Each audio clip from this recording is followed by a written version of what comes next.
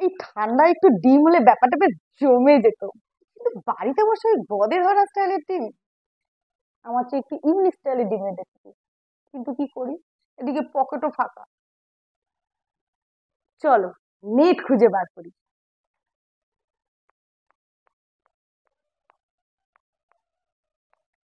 পেয়ে গেছি সস্তায় পুষ্টিকর ডিমের রেসিপি, চলো তাহলে।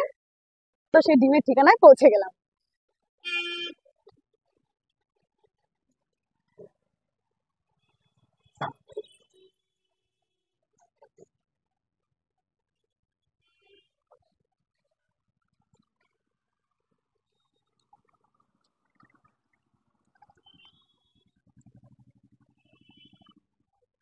চলো তাহলে দেখে নেওয়া যাক ডিমের সেই ইউনিক রেসিপিটা যেটা আমি খাবো। উফ, এই চিজ দেবে তো? একটু বেশি করে দেবে, হ্যাঁ আমি কিন্তু খাবো।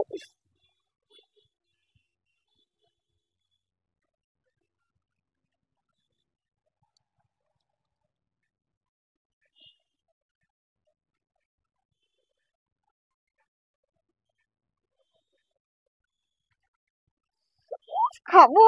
উফ, একেবারে রেডি হয়ে চলে এসেছে ডিমের সেই অনবদ্য ইউনিক রেসিপি, চিজ এগ তন্দুর। এবার শুধু খাওয়ার পালা।